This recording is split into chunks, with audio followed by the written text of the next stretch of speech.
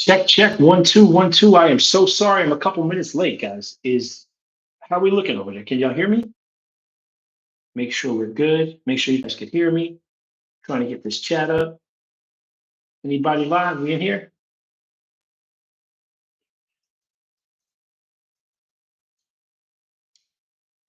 All right. So it looks like we're on here. I could very well be on here by myself. I'm gonna learn this thing as we go. So, guys, as we know from Twitter, thank you so much for joining me tonight. I am Chris Mano. I am a new to sports media personality within the last 2 years or so, a former athlete, and I have been saying I'm going to start this channel for a while now. And it just seemed like now was the right time. I'm doing sports media down in Florida, but I'm very much plugged into the New York sports scene. Obviously, I grew up there, born and raised, diehard New York sports fan, uh, former athlete myself. I'll tell you guys a little bit about me, and we can get going on this. And then hopefully a couple more join us. If not, 2 or 3 years from now, when there's a seven-figure subscriber base, we'll laugh at tonight. But look, I'm happy to be on here. Quick bit about myself. I'll give you guys a quick background about how I got into media. So, New York kid, born and raised, grew up playing baseball, wound up gravitating over to football as a senior. Walked on to Hofstra University, which is sort of where my Jets love and fandom began. Um, where do we start? How did I get to media? So I spent a short time playing in the NFL for the Kansas City Chiefs and then the Carolina Panthers. Nothing to write home about at all. I wouldn't even call it much of a career, but I got there. I signed 2 contracts, put the uniform on a couple of times, and I will forever be grateful for that. How that started and how that story came about is a story for another day, but it was awesome. And I'll tell you guys as we start to grow as a base here and as we get cranking. So again, walked on the Hofstra, earned a scholarship after my first year, played my last 4. No real bites from the NFL or any pro leagues. I was still learning the game, trying to get better amongst some great players who went on to have really good, fruitful NFL careers that I love still till this day. But like I said, somehow, some way, I continue to keep going. I trained real hard, got to IMG academies. How I got to try out from there is a cool story, and it's got sort of a Jets foundation, I'd say. Vinny Testaverde sort of hooked me up. So that's something we'll talk about at a later date. But I go to IMG academies off of some film that I got playing arena football. I knew as a football player that our resume is our film. So I had to go to play arena for a year and make my way down to IMG so that I could potentially train, continue to get better, and get a shot. And thank God it worked out like I'd hoped. I got in the room for a little bit and again, put the jersey on for a short time. And for the rest of my life, I'll be gracious and grateful because I can get into meetings and get into rooms that I probably wouldn't have otherwise. And again, didn't play a ton of time, got injured with Carolina, but the rest is history. So how did I get into media now? I start training athletes at the time. So I'm done playing now. I still play flag, number 2 team in the country. We got nationals in a couple of weeks. So I'm still training like an athlete. But I studied exercise science in school. I get all my certs to train athletes, and I start to train athletes. Lo and behold, I start to train the son of a prominent New York sports media figure. He's gone on to be a national sports media figure. He had me on the show a couple of times as an NFL analyst, and I absolutely freaking loved it. It's something I've been wanting to do since I'm a little kid. My mom and pop and my aunts and uncles would always tell me, Chris, you should be doing this for a career, because I was the kid who muted Sports Center and muted the games and kind of like analyzed them as I was watching. But long story short, I move into sports media. From there, I get some work at Fox Sports in New York. I work with Fox Sports. I'm working with Outkick. I've made appearances on ESPN and SNY once or twice, spot things here, WFAN. And I just immerse myself in it now, and I love it.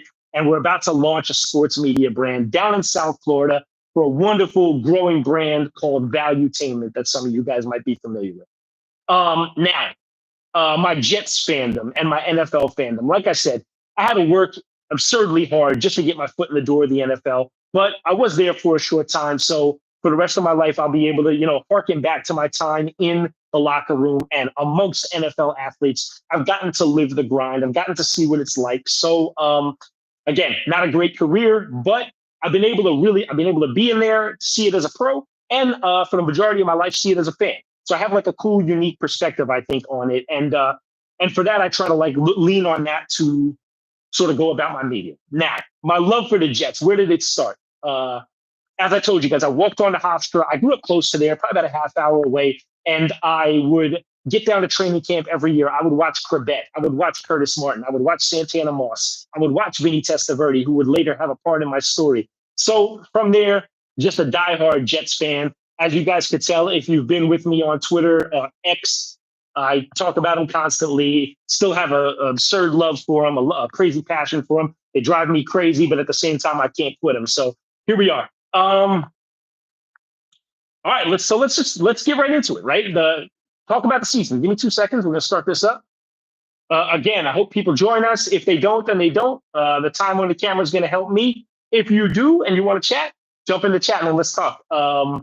Anything you guys want to touch on, we can touch on. Let's grow this thing together. Let's grow a community here. I know we engage so much on X. I would love to kind of migrate over to here and do a little more personal stuff. Get you guys on with me, and we'll go from there. I got a couple watching now. For that, I'm gracious. Thank you guys, all 6 of you. Please chime into the chat. Let me know who's here.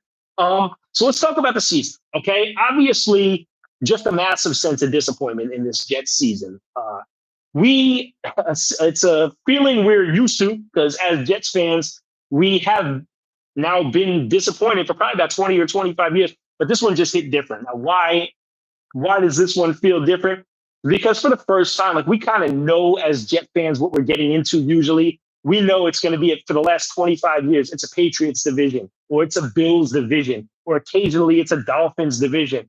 But it just felt different this year, right? It just felt like this year was the Jets' chance. It felt like that last year, but obviously, as we all know, 4 plays in, goes up in smoke, and Jets fans do what Jets fans do. We sort of, we're locked back into the fate we're used to, right? But so we get to this year, Aaron Rodgers is up and about. We got a motivated Hall of Fame quarterback with a chip on his shoulder. We've got young foundational pieces that are ready to take the next step. And here we go. Season starts against San Fran.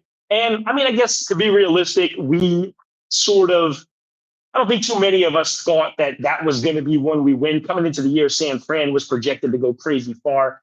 They had to deal with a lot of injuries this year, as you guys know, and the Jets got the brakes beat off them in the first week. Okay, no big deal. So, again, why was this season so disappointing?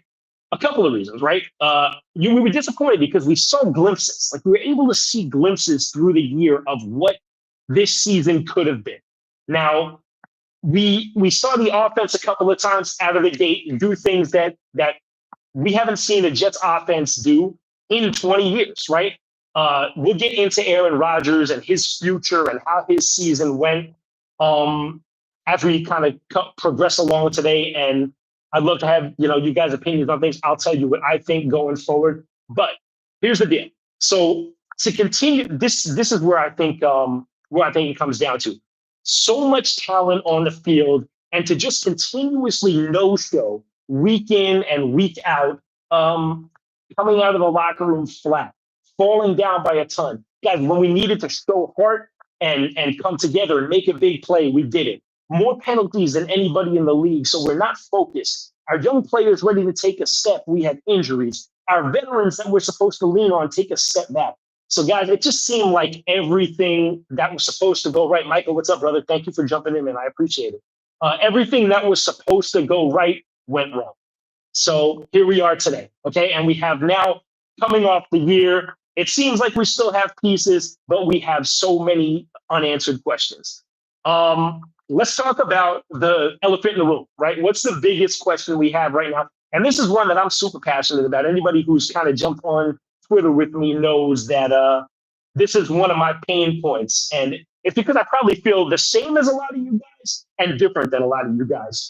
It's such an interesting perspective because this guy is such a hot button topic. You feel one way or the other. You either die hard on board with him coming back, me, or you're dead set against him coming back. And that's a big part of my following too. And a big part of those who don't follow me, but have just been chiming in. and that's Aaron Rodgers. All right. First and foremost, let's talk about how did he play? How did his season go?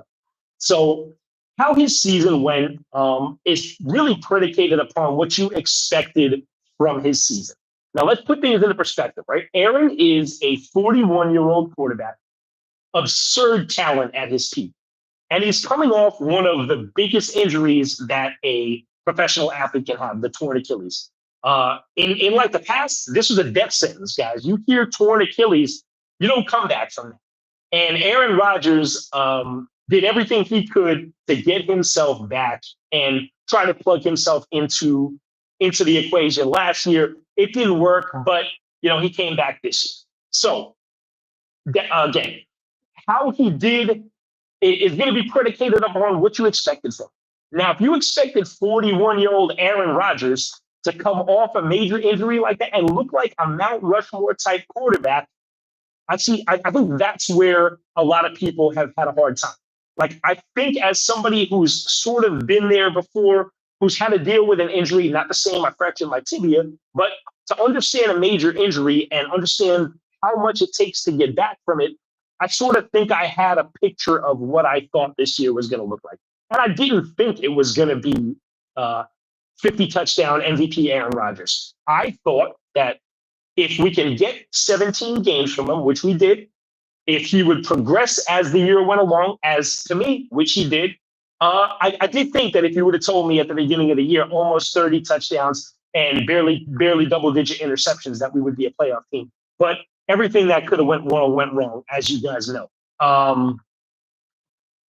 So let's talk about the season, right? So in comparison to quarterbacks of the past, Aaron Rodgers did go for 28 touchdowns and 11 picks. These are good numbers, right? These are better numbers than I can remember any Jets quarterback having, like minus Ryan Fitzpatrick in about 2015, right? And that's something we all know. Fitz had that good year. Aaron was making a run at those numbers this year. And a couple of things happened. Now, throughout the year, we dealt with a million things. Guys, more drops than any. Let me just take it back a second. I want to talk real quick about why I think going forward, Aaron Rodgers is the move. And if you guys don't feel the same, I love it. I've been dealing with it online constantly. Please let me know. Talk to me about it. And I'm going to kind of make my case right now. So why do I think Aaron Rodgers coming back is the move? The way this guy embraced the city, the way he embraced the fans, the way he embraced being in New York, he did something as selfless as a player can do. And he gets this rap for being super selfish. I get it, he's egotistical, but what Mount Rushmore type quarterback or athlete in any sport doesn't have an ego? Guys, that ego is vital in an athlete's success. You have to believe that your way is right. You have to believe that you are the best player in any field. You have to believe that you can make a difference, that you can, So I know he was getting a lot of heat from guys when they're saying he should have probably bowed out for a couple of games in the middle of the year. I think Aaron Rodgers believed I still give us the best chance to win. I happen to believe the same thing. So let's talk about the year. So he comes in, he plays every game. Did he look like vintage Aaron Rodgers out of the gate? No, he didn't. He was having some problems. He had problems staying upright. I mean, his mobility looked bad, didn't look great, but it looked like what I think we thought a 41-year-old off a major injury would look like, right? He looked like his escapability wasn't there. The way he used to break the pocket and extend plays maybe wasn't there. And what do I attribute that to? I attribute it to, more than anything else, Tyron Smith had a tough start to the year. And I don't think he was playing up to the level that we thought he would play coming in, right? He's a perennial All-Pro, probably a Hall of Famer. And I think we sort of penciled him in to think that he was going to be the answer at left tackle, and he wasn't. He didn't play. He didn't play like Tyron Smith, and for that reason, the beginning of the year, Aaron was getting banged around, and the legs weren't there. Now, if you know about an injury like this, you know it usually takes a year anyway to get back to form. As a 41-year-old, you got to give him that time. You couldn't have expected that he was going to come back and immediately just light up the league again, right? So we get through the first couple of weeks. Obviously, we're dealing with what we're dealing with. And Aaron, he looks like his legs are banged up, right? But why do I believe that next year bringing him back is the move, okay? So I saw a 7-week stretch between weeks 9 and probably the end of the year. I mean, in week 10 and the end of the year, where I saw bits of what I expected Aaron Rodgers to be, right? When they made the move to Olu Fashanu on the left side, they had Morgan Moses on the right. And Aaron Rodgers was upright where those legs can get healthy and he could extend plays. He even led the team in rushing one game. He ended up going 18 touchdowns to 2 picks the last 7 weeks. So 18 touchdowns to 2 picks is as good a stretch as I've ever seen a Jets quarterback have. We got a couple of guys jumping on. Hold on one second. Michael Oliveri. It's the captain. So you want to talk about the captain. We're going to get to that, all right? But think about this, though. That's another thing when they come in and they kill Aaron Rodgers for being selfish and being a bad teammate and being toxic. Aaron Rodgers came in and took a $35 million haircut to give the Jets the freedom to move, to move pieces around at this on this roster. Now, if you pay attention to what he's been saying, he also said, in front of the press about a week or two ago, they talked to him again about would you be willing to, restructure that contract again if the Jets would like to bring you back and it looked like the team needed that flexibility. And what did he say? If you remember, he said, I've made a lot of money. I'm absolutely open to talking about anything. So I guess where a lot of the disconnect comes from me and people online or the Aaron Rodgers supporters versus the Aaron Rodgers haters is I don't see the selfish, toxic, bad teammate that everybody else sees. Like that's what else do you want to hear from your Mount Rushmore guy than to say, I want to be here. I would love to be part of the solution. And I'm willing to take another pay cut to be here. I mean, you can't get any better than that, right? So, all right, so that's where we are currently. So back to the end of the year.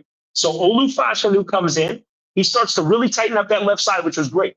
Morgan Moses is on the right side. He looks great. Joe Tickman's in the middle. He looks good. AVT stayed healthy for the majority of the year. So John Simpson was in it. So we looked good. That O-line really started to gel, and the Jets started to finally, and Aaron Rodgers started to look a little bit like that quarterback we expected. Now, I actually think with where he's at, I think a full offseason of training, and I think we get something closer to the version of Aaron Rodgers we were used to before.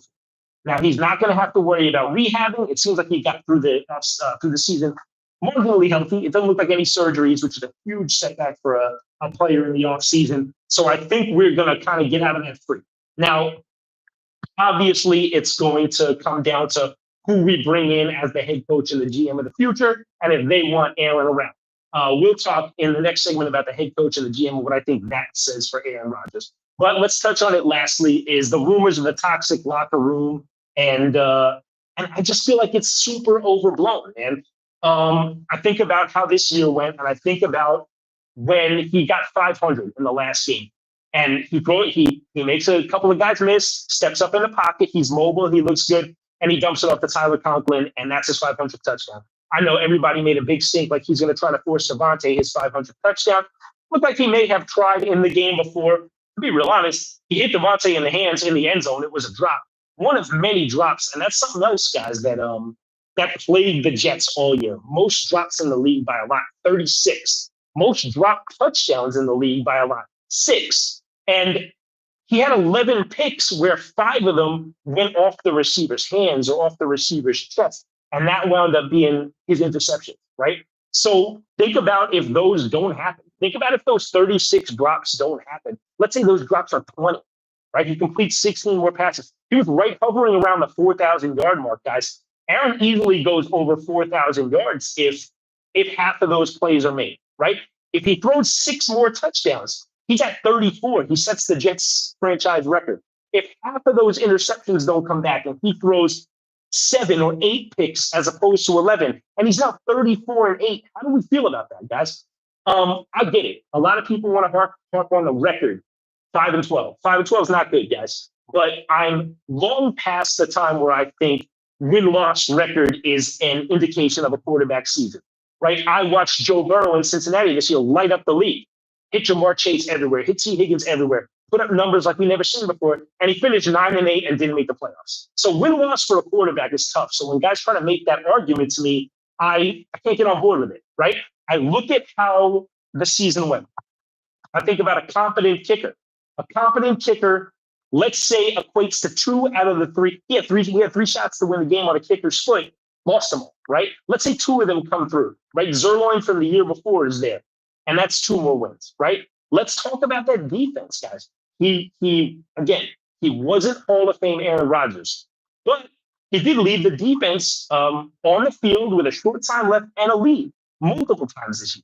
I can remember when Anthony Richardson, who's not prime Peyton Manning or Tom Brady, marched down 75 yards twice in the last couple of minutes to beat the Jets and send them home with an L. So look, the season was terrible in so many ways, but to really put it on the quarterback this year, it just doesn't clear for me. And those are the reasons why. Look, I think he will get exponentially better between this year and next year should the Jets decide to bring him back. Should they decide to bring him back, I think they bring back Devontae Adams, which we'll touch on after. I know that bleeds into Garrett Wilson, and there's a whole bunch, so on and so forth. But as you guys know, biggest elephant in the room, if you know me, you know I'm big on Aaron Rodgers.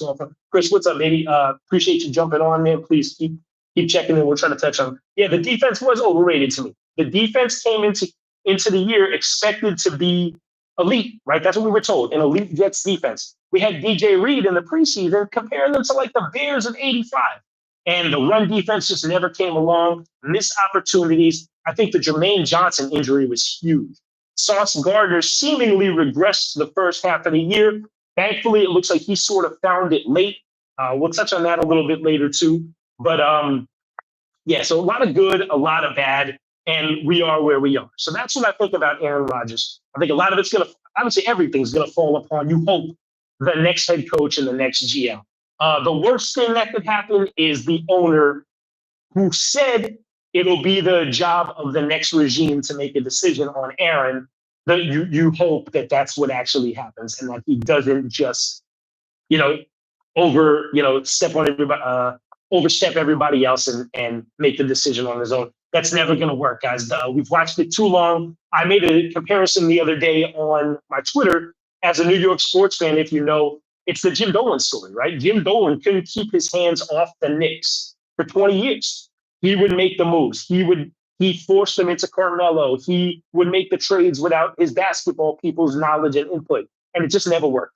And it seemed like a couple of years ago when Leon Rose came on board, finally, Jim Dolan understood, I need to step back and let these professionals make these decisions. And you're seeing the fruits of it now with the Knicks. I think the same thing needs to happen. And that's crazy to me. The fact that I'm using Jim Dolan as a positive, a positive bar, like that's who we're looking at. But that's where we are. That's how bad the Jets are right now, and how bad they've been, and how bad Woody Johnson has been as an owner. I was not on the sell the team bandwagon until it started coming out that he's just overstepping so much. And the scary part is I think a lot of coaches and GM potential hires hear about this, and it ends up being a huge deal. Now, I take a little bit of it with a grain of salt because I am at the point with the New York media and The Atlantic and Rossini and Costello and Samini. And I genuinely believe that these people want to see things burn from the inside because you guys know the deal with media. And in New York, as much as anywhere else, it's a matter of clicks, right? Nobody wants to click on veteran comes in, spreads knowledge, and helps bring along the rookies. Nobody's clicking on that. They want to click on discontent. Garrett Wilson's mad. Aaron Rodgers is toxic, and that's how they get their clicks. And like a couple of New York media personalities have said so far, it seems like some of them thrive on the Jets losing. And when they win, it's going to be chaos. Paul, what's up, bro? Thank you so much for jumping in here, man. I appreciate you so much. Chris, Paul is somebody I work with at my place. Chris is somebody whose son I've trained for a long time. He's going to be a stud. He's in college playing right now. I appreciate you both jumping on, man. I want to grow this community, and you guys would be two staples in here. So thank you guys very much. So where we at now? So we got Aaron, and that's where we're at. So let's keep it moving. All right. Why do I think he needs to come back? I think he needs to come back for a couple of reasons, right? First off, it's like any job. Like if you're going to fire somebody, you better have a better option to take his place. And right now, there's no better veteran option on the market than Aaron Rodgers. Are you going to bring Sam Darnold in? It's weird. It's the same as the Rex thing, right? You go back to an X. How often does that really work out? Now, Sam Darnold had an awesome year. He's having an awesome year with the Vikings. Didn't look awesome the other night, but as a whole, 14-3 is a monster year, and he's playing outrageous. Do I even think the Vikings let him leave the building? I really don't. I think they either let JJ McCarthy sit another year or they sign Sam to a big deal. And I'm hearing he's going to get like 200 million, and then they potentially look to move JJ McCarthy. So, do the Jets have a better option to go to if it's not Aaron Rodgers? Guys, put it in the chat. Who do we think? Who do we think is a better option than Aaron? And then we have this. It's a weak quarterback draft. The Jets will pick seventh now. It's not one of those drafts where you have Allen and a bunch of other guys, Lamar Jackson and all these guys, where you're gonna get game changers later in the first round. It seems like a two-horse race for that top quarterback spot, and it's Shador Sanders out of Colorado and Cam Ward out of the U. But guys, neither of them to me are, sure things, slam dunks. So I don't even know that I believe that. Frankie, what's up, brother? Hey, I appreciate you, man. Thank you. Thank you for jumping on, man. Please keep checking in. We'll talk. But so that's where we're at with that. So weak quarterback draft. Now, Drew Aller from Penn State still playing. He's come out already and said, I'm not going to be coming out this year. I'm not totally sold on that. I think it's very hard if you're going to be a consensus top 3 pick to say I'm going to go back another year. So that may be an option for the Jets. But even that, look, we've seen Aaron Rodgers mentor a first-round quarterback before, and it didn't turn out too bad, right? Jordan Love's thriving right now. Jordan Love has openly come out and said, Aaron embraced me. And Aaron came out on Enigma, and he said, I know what it feels like to be that guy in the room where the veterans kind of like shunning you and pushing you aside. And he's made it a point to not do that before. And when asked if he'd be open to mentoring a new quarterback, this he said, of course. Like I've been that guy. I totally understand. And look, I'm always a proponent of if we can let guys sit and learn and not rush them in and throw them into the fire, it's always the move. Has it worked out a couple of times? Yeah. I mean, CJ Stroud came out last year, looked really good. He seemingly regressed a little bit. Didn't work with Bryce Young, right? I look at the guys who it's happened with. It's Patrick Mahomes. I mean, guy's the best in the world right now. He's been, other than Brady, I'd say the best in the last probably 5 to 10 years. And he sat behind a veteran and Alex Smith. He learned the ropes, and they brought him along slowly, and it's worked out beautifully. Jordan Love the same. Aaron Rodgers the same, right? These are guys, like, they understand the importance of that year. Guys, it's a massive, massive jump from college to the NFL. Mentally, physically, it's a huge thing, right? So I never, ever see the downside if you have a competent veteran willing to take a rookie under his wing and teach them that they do that. Let's do that. And if Aaron is willing to take less money, let's go. His guy's going to come back with a chip on his shoulder. He's going to come back motivated, and he doesn't want to go out like that. He's already said, this is the spot. If I had my choice, it would be right here, right? So that's where we are with Aaron Rodgers, and we'll keep moving forward now. So let's talk the head coach situation, right? The head coach situation is going to be a vital, vital choice for the Jets, and it's one they seemingly get wrong every single time. I myself don't have a ton of faith in Woody Johnson, a ton of belief that he's going to get it right because his history tells me he's not. But it looks like, not Rex, please. We'll get into Rex, man. Rex is the interesting one. Rex is one that sort of right out the gate jacked me up. I was really excited. And the more I thought about it and the less emotional I got, the more I'm like, We'll touch on a couple of candidates and go from there. But that's where we are, right? So Robert Saleh and Jeff Ulbrich, those guys, I mean, they just seemed so in over their heads, horrible with the media. I think Robert Saleh, I was so jacked up about Robert Saleh when he came in. The bald head, the stares, the emotion on the sideline, the way he rallied that 49er defense, and the way they loved and rode for him. And it was great. I thought he was going to bring that with him, but he was completely different here as a head coach. And what I think they need next is going to be the antithesis of that. Because I think Robert Saleh and Jeff Ulbrich are identical. They were exactly the same people. I think accountability for the next Jets head coach is going to be enormous. I'm tired of the coaches who will have a horrible game. Their guys will be played bad right in front of our eyes where we see everything. And they almost talk to us like we're stupid. Note to any new Jets coach, if you talk to New York fans like they're stupid, they're going to carve you up. It's never going to work. So you're better to just face it. Talk about it. It's not throwing guys under the bus, acknowledging what we all see, right? It's not. If a guy played bad or a guy didn't follow his responsibilities or a guy dropped an interception, let him know. Like, it's not the end of the world. Guys, I've done coaching before, right? And as a coach, if you build up that love and that trust with a player, it gives you the freedom to rip a player if you have to, right? Those guys seem to love Robert Sala. He took the time and the effort and the energy into building those relationships. When you do that with a player, the right player, a mentally strong player, can get shredded and come back from it because he knows he's getting torn up from a good place. If you start ripping on guys just to rip on guys, it's not a good look. You're going to lose the team. But if you build a relationship with a player and a trust in a player, and a player knows you have their best interest in heart, it's usually not the end of the world to say, yo, it's time to get it together. Let's go. We got to tighten this thing up. And neither Jets coach did. They would say things, Salah and Ulbrich, that after it was done, you'd feel like, what the freak did this guy just? Did he want the same thing I did? He's talking to me like I'm stupid. And that does not fly in New York, guys. You need to talk to the fans like they're knowledgeable, like they know what they're talking about. And they respect it. And they'll get on board with you for that.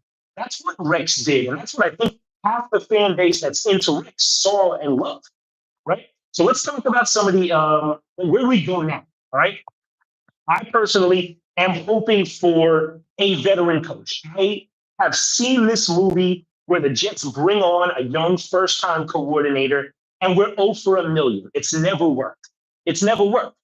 Paul Smith, Pete Carroll, he's someone we'll talk about too. Absolutely. So let's talk about it, right? So who are the veterans? Now, my leaders in the club, that's my top tier. I started off with 3. I was at Mike Vrabel, right?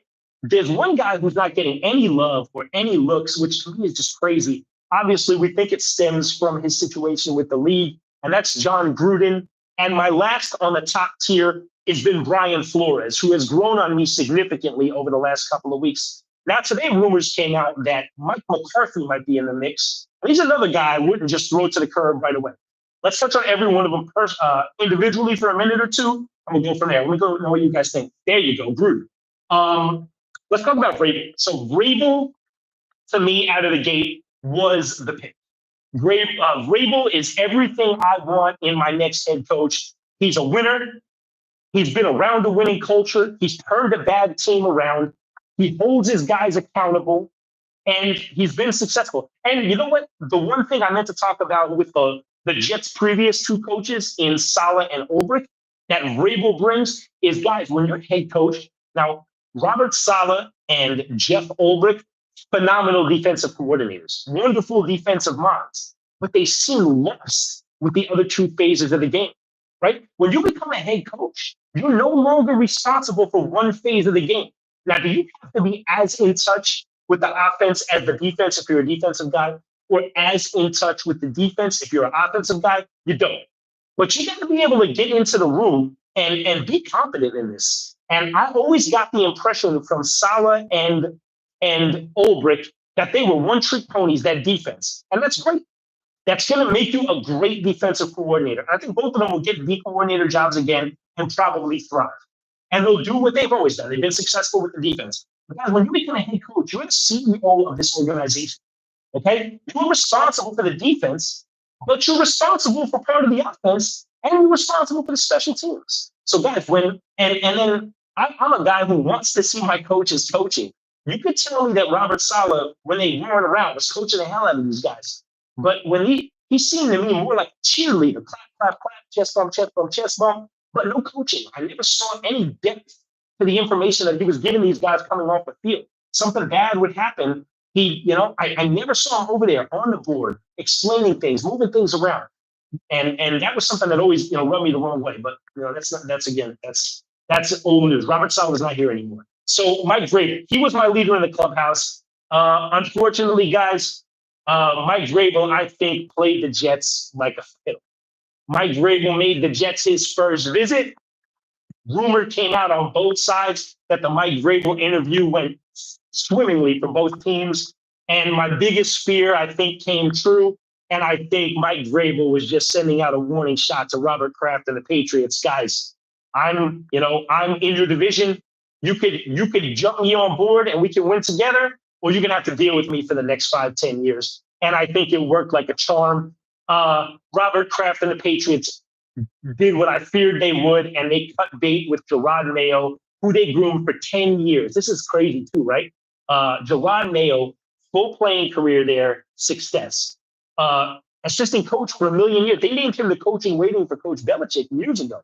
And Robert Kraft gave him 4 months, 4 months and cut bait because I think he panicked when he saw Vrabel in the Jets building and said, like, yeah, we're going to have to deal with him or we're going to have to sign him. And again, he changed his profile, Mike Vrabel, to a Patriots uniform a couple of days ago. And that would look like the beginning of the end to me. I think he did exactly what he was trying to do, get the word out that it went well. The Jets, being the Jets, put the word out that it went really well. And Robert Kraft said, sorry, man, we can't let this happen. Cut bait with Gerard Mayo. And it seemingly looks like Vrabel is going to be the pick. Another sidebar, if you paid attention to what happened at the Patriots facility today, it was kind of ugly.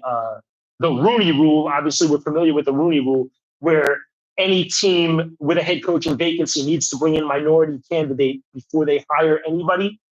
Today, they had Pep Hamilton from Stanford and Byron Leftwich, the former offensive coordinator for the Bucs, in the building and out of the building. If they do indeed hire Mike Vrabel, which it seems like to me, it's a little ugly over there. It looks like they kind of rushed in these two minority candidates and got them out of the way to hire Mike Vrabel. That's why the Rooney Rule becomes a contentious thing. Maybe we'll get on and talk about that at a later date, but that's where we are with them. My next choice is John Gruden. I thought John Gruden, with his offensive mind and his no-nonsense attitude and his championship pedigree, played great as the Jets' new coach. But for whatever reason, nobody's given him an interview. Things like this don't happen very often unless maybe they're doing their due diligence and they want to get really deep into those emails and see exactly what he said. Because you know what's going to happen. If they were to sign John Gruden, the next week it's going to be a media firestorm. Like, this is what he said about this guy. These are what the email said. Boom, bam, boom. In New York, even hotter. Can the Jets, withstand that heat and stand by their guy? I think that's probably a big reason why the Gruden interest hasn't been where I hoped it'd be. I think John Gruden brings everything I want. I think he comes in with a chip on his shoulder. I think he comes in hungry to prove I was done dirty in Oakland. I can still win in this league. His offensive mind, I think, vibes really well with Aaron Rodgers. I've seen him do, and if you guys have seen him do the quarterback thing with all these prospects over the last 10 or 15 years he's been in media, but obviously a lot of things have to happen for that to kind of shake out. And last on my list has been Brian Flores. And Brian Flores has grown on me a ton. Brian Flores is another interesting one. He was with the Dolphins. Obviously, he had the situation with Tua. They didn't really vibe well. He was shown the door. He has since sued. So they had to deal with that. But what do I like about Brian Flores? I like Brian Flores because, again, he brings accountability. What I like about Brian Flores, too, is he spent time now under the coaching tree with the guy I think kind of goes side by side with Coach Reid in Kansas City as the best coach in the league. And I'm telling you, sidebar, a Hail Mary. If the Steelers are crazy enough to let Mike Tomlin go or listen to offers from Mike Tomlin, Jets, do everything you can. Everything you can. First round picks, young foundational players, I don't care. If you can get Mike Tomlin in the building, that man is a culture changer. Get him in the building if somehow the Pittsburgh Steelers are crazy enough to let him go. But back to Brian Flores, I love the fact that he's been working under Mike Tomlin for much of the last couple of years. And now where he's at in Minnesota, he's completely had a piece of turning that entire franchise around to the tune of, I think they're 14-3 right now, which is crazy, right? A lot of it falls on Kevin O'Connell, but the defense has been killing. So I like Brian Flores. He's got coaching experience. I think he comes back with a chip on his shoulder. He's a New York kid, so he understands what it takes to thrive here. He understands what it means to win here, right? That's one thing I think a lot of people who aren't from New York overlook about New York. I mean, I myself am a complete sports fan, every sport. And I'm telling you, man, to win in New York, to be a champion in New York, life is never the same again. I grew up in the dynasty Yankees era. Obviously, if you're Derek Jeter, if you're who's another guy, Mark Messier, these guys are legends. These guys are kings here. But even the guys who are just complimentary pieces on these teams, they come back and they are honored and they are cheered and they are beloved in New York forever. Winning here is like nothing in the world. And I've been to a bunch of cities now. I stay in South Florida now. I spent some time in Kansas City. I've been out to the West Coast a little bit. So winning anywhere is great. Your life changes. But winning in New York is like nothing else. So Brian Flores, I think, will have a bit more of a grasp on that, which I really love. Let's check this chat for a little bit. So Michael's talking about Gruden. We got a couple of Grudens would be great. We got Pete Carroll. I love Pete Carroll. I think he'd be a good option. A little older. He'd be another one. He spent a year here, but it was under Leon Hess. He's kind of grown, I'm sure, significantly since then. Obviously, his record in Seattle speaks for itself. What else do we got? Fitzpatrick did kill Flores. Yes, I did see that tonight. Yeah. All right. So that's where we're at with that. So, and then again, a dark horse that's kind of come on the last day or so is Mike McCarthy. Now, Mike McCarthy has a history with Aaron Rodgers, but I mean, we've seen it with the Knicks. Tom Thibodeau had a history with Karl Anthony Towns. They weren't able to make it work in Minnesota, but they've come back together, older, wiser, and both of them need each other. And now look at the way the Knicks are thriving and the way Karl Anthony Towns is thriving and the way Tom Thibodeau is thriving. We've seen coaches be hard asses here before, and it doesn't work. And when they start to soften up, I think of Tom Coughlin immediately, right? His way didn't seem to work with the Giants until some of the veterans were like, yo, coach, you gotta lighten this up a little bit, man. And then they were able to kind of come to an agreement and make it work. So maybe Mike McCarthy, as he's gotten older, and Aaron Rodgers, as he's gotten older, they kind of find a way to make this work. Okay. Yeah, I don't know. I don't know if I believe that. Paul Smith says Brian Flores thought he was the smartest guy in the room and alienated the locker room. Look, I think he's just an alpha. And I think he sensed Tua was a bit of a beta. And for whatever reason, they didn't vibe together. And sometimes, again, Flores was a young coach. I think Flores is still only about 44 years old. Could be wrong, but he's learned. I think being under the Tomlin tree is huge. I can't overstate it enough. I know some guys who played for Mike Tomlin before. I've never heard a bad word about him. And I see some of these Steelers fans online who are ready to quit him. And I just, in my wildest dreams, I can't imagine it. No, they haven't won but one Super Bowl. But just the thought of sustained excellence being 500 and over in this league for, I think it's at 17 years and counting right now, is so crazy. It's so crazy. He's an old school coach. Gen Z players not ready for him. Yeah, I don't know. Michael Oliveri says he's an old school coach. Gen Z players not ready for him.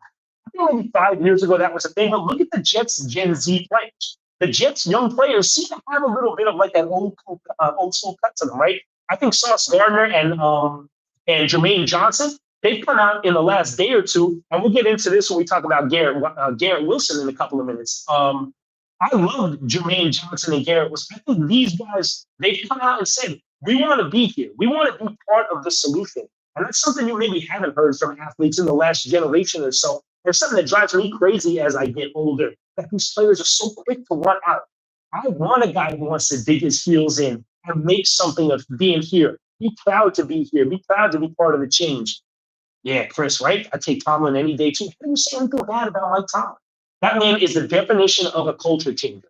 And if Brian Flores has taken anything from Mike Tomlin and he's grown, he brings that fire. He brings that New York coyones, and now he's been under the Tomlin tree, so he's able to keep it calm and maybe see how he works a locker room. Think about all the years Antonio Brown was in that Steelers locker room, and we never knew what he was like until the very end, right? Mike Tomlin was able to keep that all tight. That's a big problem the Jets have right now is they can't keep stuff inside the building. That's a huge thing Aaron Rodgers talks about a lot. Guys, we can't grow as an organization and as a franchise. We can't keep tight-lipped, man. We got to handle the family business inside the house. And that's something that Mike Tomlin was able to do in Pittsburgh for so long that the Jets seemingly have a leak every week. And that's not a good culture, man. That is not the sign of a good culture. The Jets need a bit of an ass kicker. Yeah, absolutely. The Jets do. It's time. And that's the way the league goes. The league goes through, they go through fluctuations. And we did nice guy players coach, nice guy, players coach. And that's not working. So it's time. It's time to make a change. And that's where I'm at. My top tier coaches right now, I love the idea of Vrabel. Again, I think that ship has sailed. I think Vrabel, in a matter of a day or two, is going to be named New England coach. I don't think that surprised anybody. I love Gruden. I don't know that he's going to get an opportunity, but I sure hope so. Flores has grown on me a ton. I wouldn't be mad at all if Brian Flores ended up the Jets' next coach. And the idea of Mike McCarthy, I'm warm into also. I love to hear him speak. I know he's not under contract anymore with the Cowboys. They will have first crack at him. He'll become free to speak to anybody, I think, on the 15th, but don't quote me on that. But once that happens, we'll get a better feel for him and how he feels. And I think a lot of, again, we're talking about the next group and what they think about our quarterback, if they're going to keep him or not. That would be an interesting one to me, because Aaron Rodgers obviously had his problems with McCarthy, but who knows if at the end they come back. They did win together at one point, so we'll see. I think Gruden or Flores top two. Yeah, I wouldn't be mad at that at all. That's presuming Vrabel is not on the table anymore for me. I love Mike Vrabel. I think he would be everything we wanted. Again, my Hail Marys are Mike Tomlin in Pittsburgh.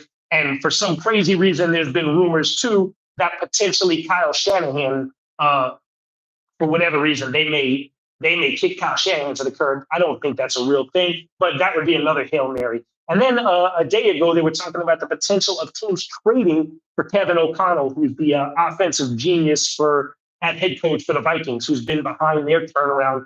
And I think he's having a little trouble coming to terms on a contract. So if that's the case, again, I think I'd be willing to shell out some first round picks and maybe a good young player for Kevin O'Connell. The more this happens, the last 10 years or so, the more I am a believer in the importance of a coach, because that we'll get to my mid-tier coaches next. And the first one on my list is Rex. So that's a great segue. Now, what do I think about Rex? So Rex, I like a lot about him, but I don't like a lot about him. And tell me what you guys think about these guys as we go through them, please. What do I like about Rex? The first thing I like about Rex is what I don't think. I think having Woody Johnson overseeing everything takes this piece away from many of the candidates, and that's just the want to be here. I love that Rex Ryan loves being associated with the Jets because it's so rare, and you want to be wanted, right? Rex Ryan has come out a million times and talked about his love for the Jets. The guy is Jets through and through. You can't deny it. And that to me is a big deal, to really understand the culture, to love being in New York, to embrace the pressure of being in New York. You need a different type of cat to do that, and Rex Ryan does bring them, right? Rex Ryan is a defensive wizard, right? That's one thing we do know about him. He's a phenomenal defensive coach. And the Jets do have pieces. That's what was so frustrating about this year, is that the defense time and time again just looked unprepared and looked unmotivated and looked undisciplined. Silly penalties, missed opportunities, Michael Clemens crashing down and not sealing the edge so that they can get outside, right? Just so many things. And I think a guy like Rex comes in, tightens up that defense. He comes in with a chip on his shoulder, which I love, because I know that there's so much. Rex would bring us. Yeah, he definitely would. Rex in a circus. That's a fact. Rex Ryan is a character. But let me ask you this. Would you rather a dead team or a team that's boastful and brash and loud and believes in themselves? Because that's one thing that Rex Ryan is able to do. He can get in front of a group of men and make them believe and get them moving in the right direction. Now, where Rex Ryan lacks that I think the Jets do need is some semblance of discipline and attention to detail. And that I don't think is a strength of Rex Ryan from his tenure before. You didn't see it with the Jets too much, and you didn't see it with Buffalo. And I think that's something that they really need. But you got to weigh it. What to you is more important? Like, I watched and I couldn't grasp what the deal was with this Jets defense, where they have talent, but they never seemed prepared. They never seemed like they had that piss and vinegar coming out of the locker room to start a game. And I would freak on Jeff Ulbrich every single week where he would defer to the second half.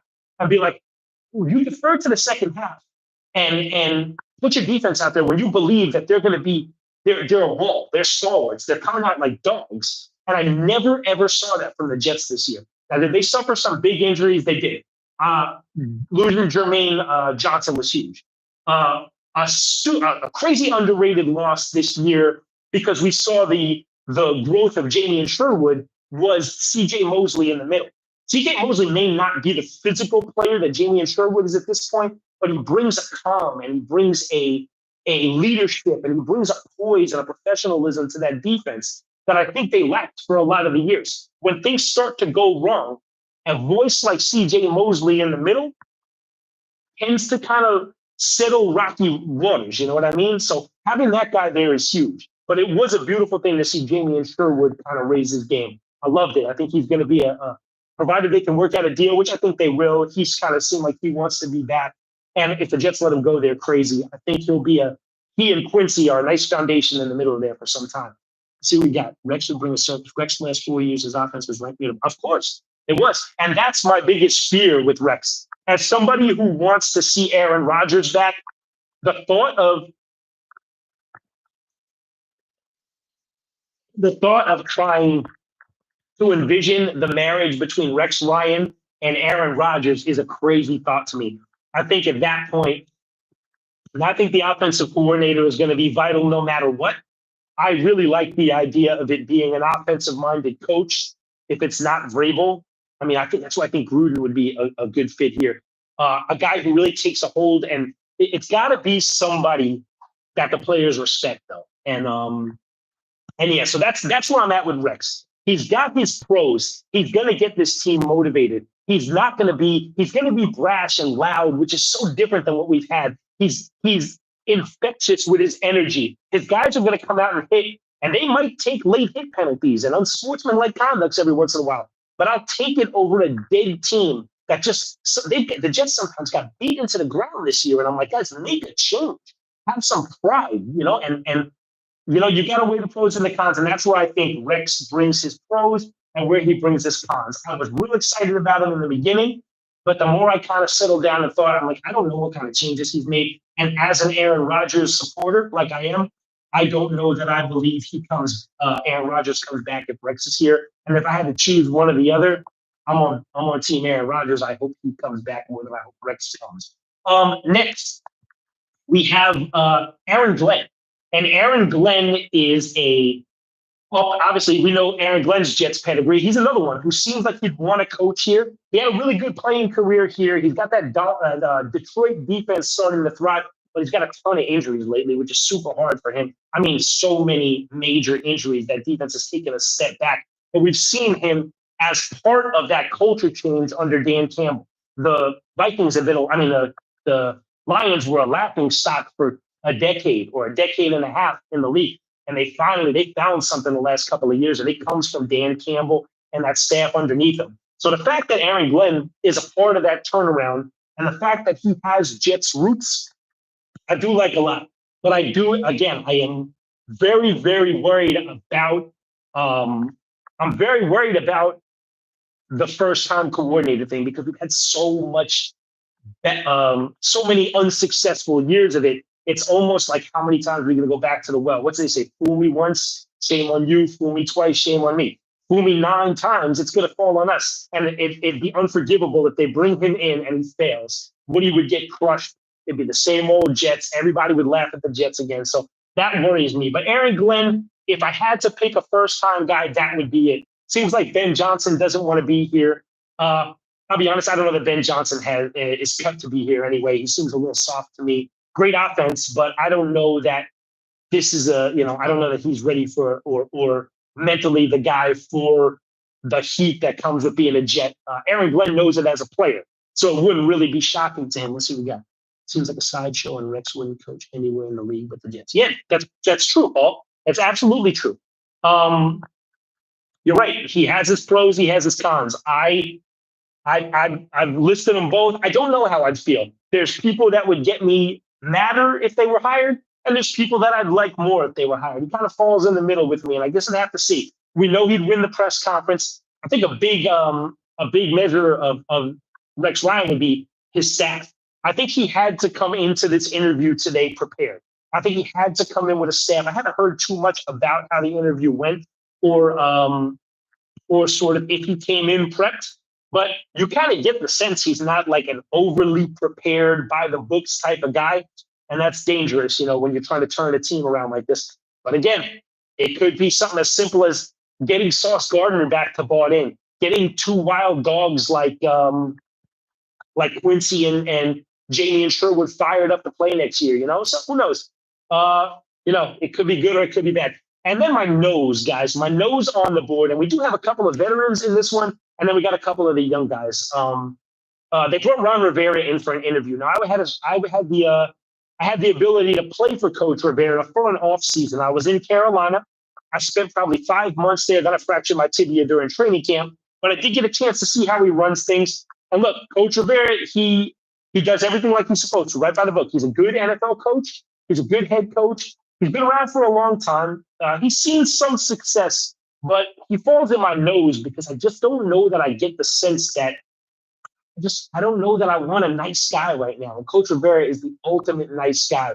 And I don't know if I want a players coach right now because in the last bunch of years in every sport, players coaches tend to get overrun by the players. And for me, it's not something right now that I think the Jets are in position to get a players coach. I don't know that they have the leadership, and I don't know that they have the guys in the locker room that make a player coach make me believe that Coach Rivera now is going to win a Super Bowl.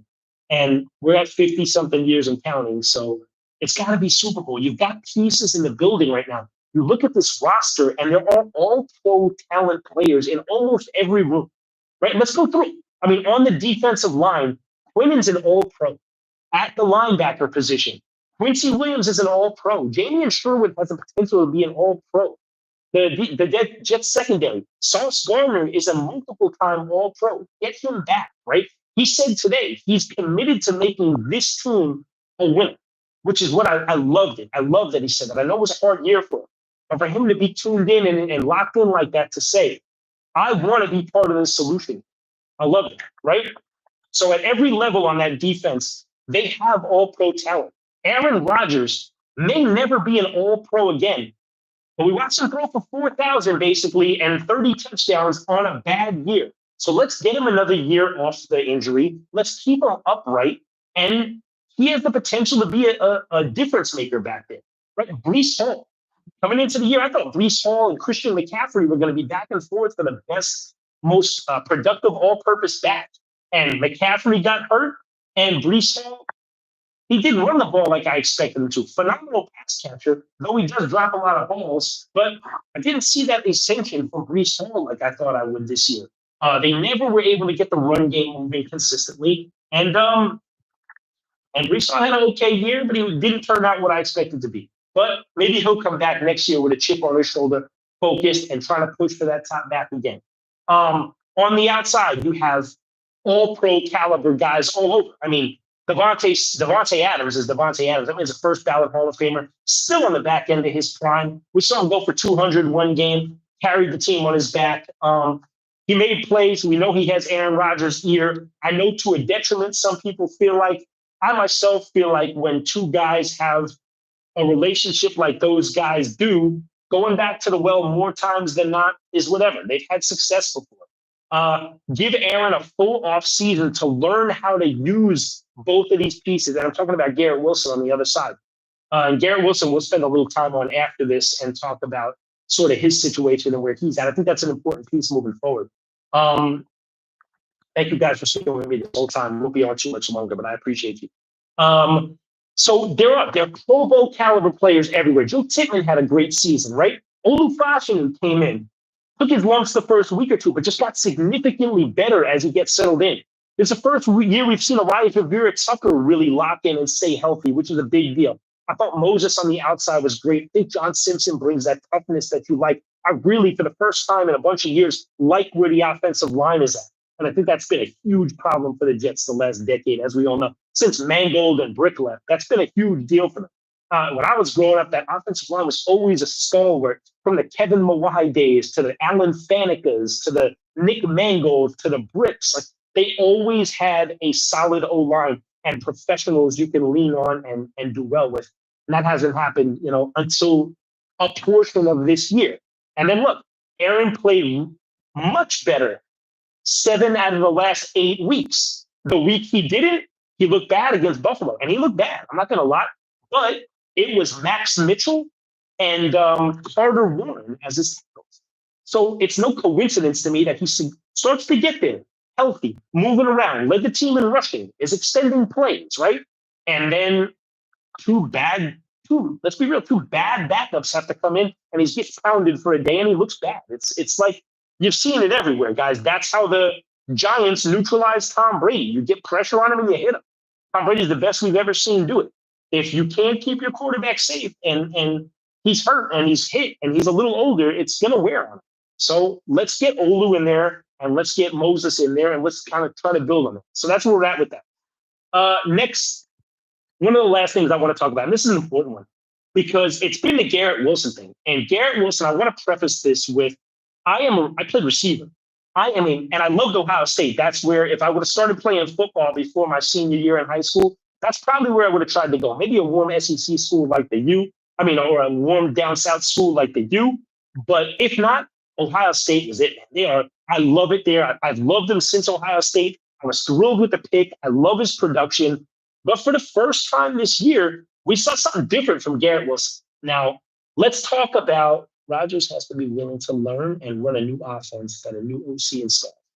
I don't know that he has to completely change, because I think a lot of the things that made Aaron Rodgers, are his checks at the line, are his cadence, are his hard counts. But he definitely does have to be a little more malleable. He does have to, whoever does come in, if they decide to bring him back, he's going to have to get on the same page with. That's why I think having a veteran coach that he respects is so vital.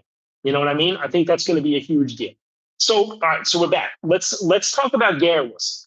So Garrett Wilson comes into the league. He just finished his 3rd season. Now, it's been a big problem the last couple of weeks, man. You've seen Garrett Wilson outwardly unhappy, which is a bad deal and a weird deal. And I didn't understand it at first. I still got to be honest, I'm still not with it. I still think it's a little immature, and I think it's a little out of bounds, but let's break it down. All right. So he's through his 3rd year, and is it really an issue to start with? Because look, he did come out and say, he let it. All right, let's take it back a little. All right. So we go back a couple of weeks, and he starts to throw almost like a weekly tantrum on the sideline. Now, everyone says he's so used to winning. Garrett Wilson loves to win. That's why he's not. Now, look, I totally understand that. Every NFL player who puts in the time and effort that an NFL player does wants to win. Look, when you're losing, everything is bad. The building sucks. Practice sucks. Attitudes suck. And I totally get that, right? But guys, part of being a pro is being the reason that changes, not adding to the cancerous attitude. Right? I've watched players far better than Garrett Wilson lose for a million years and never outwardly throw tantrums or pout on the sidelines or not put it to bed in the press, right? How about Calvin Johnson? Calvin Johnson is a top 5 receiver of all time in my eyes. And that guy spent a decade just getting bashed and beaten and losing in Detroit. And you never heard Calvin Johnson come out and pout and complain. I don't know of a clip where Calvin Johnson is exploding on the sideline, right? Think about a guy like Larry Fitzgerald. Larry Fitzgerald's a consummate professional, probably the top 10 wideout of all time. And Larry Fitzgerald has a losing career record, but never ever came to the sideline throwing tantrums. It's very difficult to find a clip of him on the side pouting or yelling or mad. It's just not how you do it as a pro. Now, Garrett Wilson coming in to so now we'll get back to current, up to speed. Garrett was 154 targets this year, 4th in the NFL.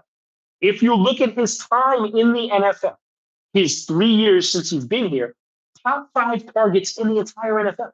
And he's surrounded by Hall of Famers everywhere. He finds himself behind like Devontae Adams, Tyreek Hill, and ahead of guys like Justin Jefferson, who's on a Hall of Fame trajectory right now, right? So I get it. The timing of the targets has been weird. His targets have gone down a bit since Devontae Adams gets here. But what do you expect when a first ballot Hall of Famer enters the locker room is going to happen to your targets, guys? They're bound to come down a little bit. Now, did it turn into a ton of success? It didn't. But you threw him in the middle of the season. You haven't had a chance to really grow. You didn't have a great coaching staff in place to sort of get the most out of both of you. And that's where we find ourselves today. Garrett Wilson is seemingly very upset, doesn't like the quarterback. Now Garrett Wilson, I think, is partly at fault because I've been in the locker room before. And in these locker rooms,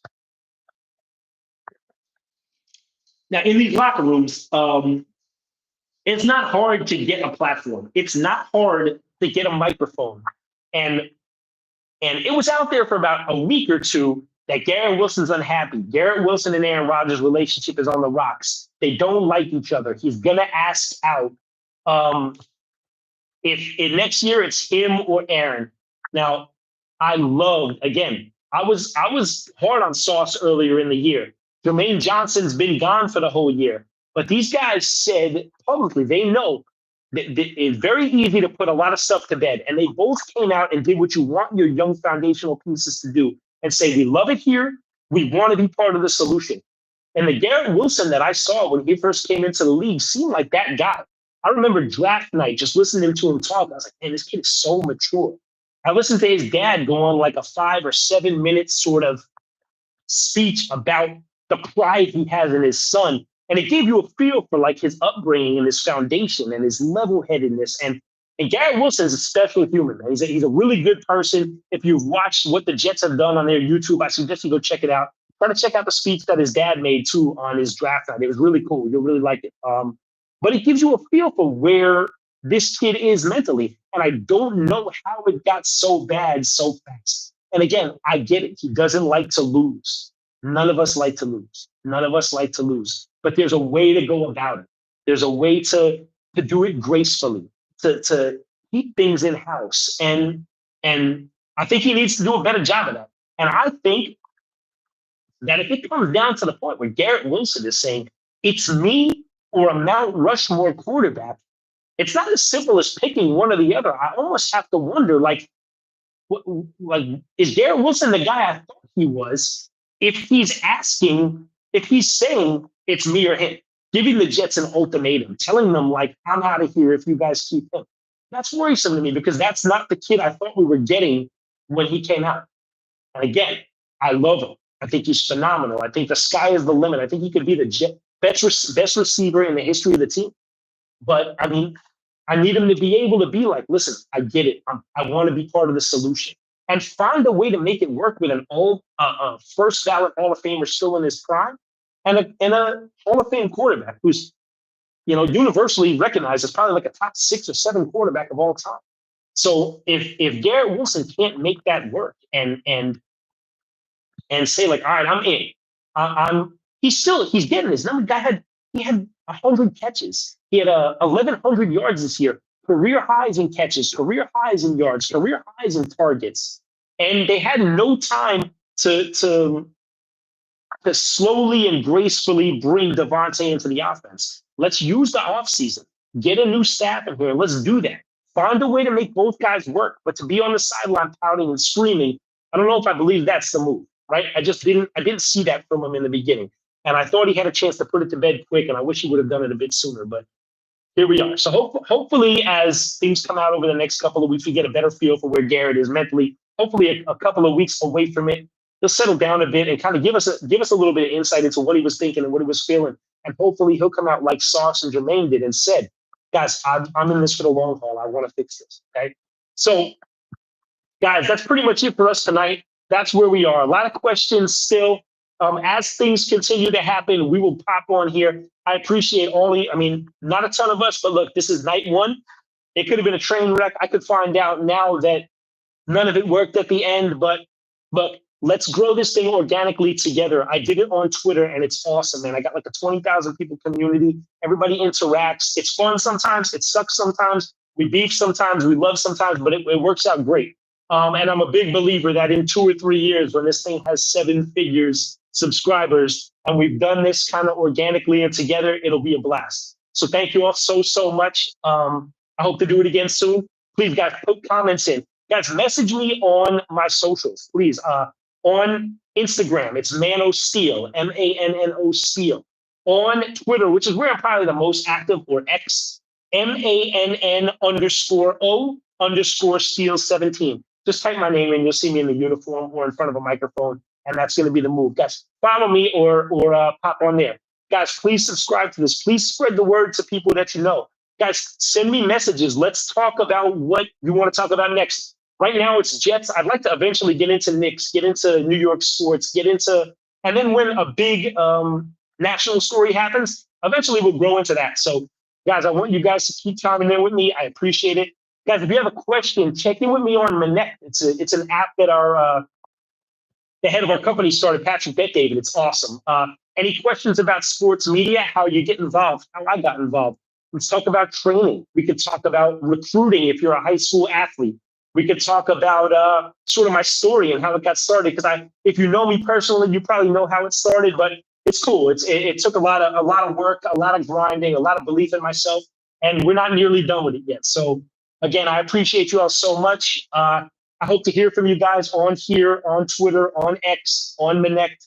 We will continue to grow. We'll have some cool giveaways eventually from my time with KC, from Valuetainment Sports. And check us out on there too. We're about to start up on Valuetainment Sports in a couple of weeks. Again, I can't thank you all enough for your time and for bearing with me tonight. Any questions you guys might have, hit me. And this is the first of many, guys. Episode 1 in the books. I appreciate you all. Mano Steel Sports Pod. We'll talk soon. Thanks.